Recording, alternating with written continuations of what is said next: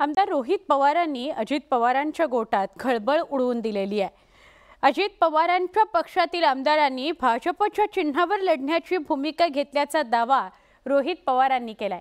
तसंच आगामी विधानसभेमध्ये भाजप किती जागा लढवणार यावरही रोहित पवारांनी भाष्य केलं। त्यामुळे नवा संघर्ष सुरू झालेला आहे।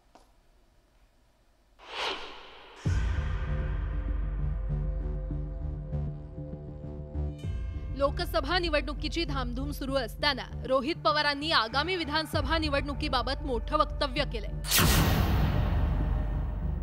अजित पवारांच्या राष्ट्रवादी काँग्रेस पक्षातील 12 ते 13 आमदारांना भाजपच्या चिन्हावर विधानसभा निवडणूक लढवावी वाटतं असं वक्तव्य रोहित पवारांनी केलं। रोहित पवार फक्त इतक्यावरच थांबले नाहीत, तर त्यांनी विधानसभा निवडणुकीमध्ये भाजप किती जागा लढवणार असल्याचंही सांगून टाकलं। भाजप जास्त जागा लढवणार असल्यानं अजित पवारांच्या पक्षातील आमदारांना न्याय मिळणार नाही असं वाटत असल्याचंही रोहित पवार यांनी सांगितलं।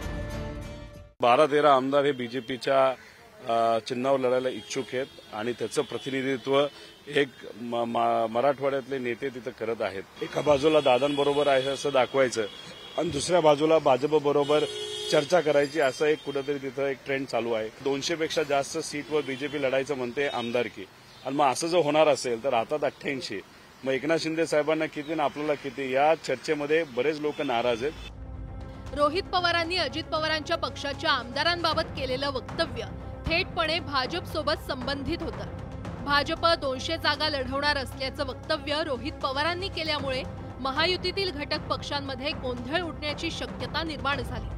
कारण भाजप जर 200 जागा लढवणार असेल तर इतर सर्व घटक पक्षांना 88 जागा मिळणार का असा प्रश्न निर्माण झाला।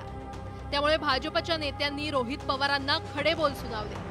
रोहित पवारांनी त्यांच्या पक्षाच्या स्थितीकडे लक्ष द्यावं असा सल्ला भाजपच्या नेत्यांनी दिला। ज्या बांद्राच्या कार्यालयाच्या नाक्याजवळ पूर्वी एक पोपटाचं पत्र काढून एक भविष्य सांगणारा व्यक्ती बसायचा, तो आजकाल बसत नाही।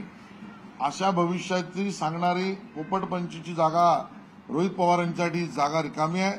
त्यांनी नक्की यावं आणि असे भविष्य करावे की जे कधी सत्यात येणार नाही। लोकसभा निवडणुकीचा प्रचार आता सुरू झालाय। प्रचारात आपल्या प्रतिस्पर्ध्यांमध्ये गोंधळ उडवून देण्याची रणनीती अनेकदा वापरली जाते। आमदार रोहित पवारांचं वक्तव्यही त्याच रणनीतीचा भाग असण्याची शक्यता नाकारता येत नाही। Bureau report, news 18 Lokmat.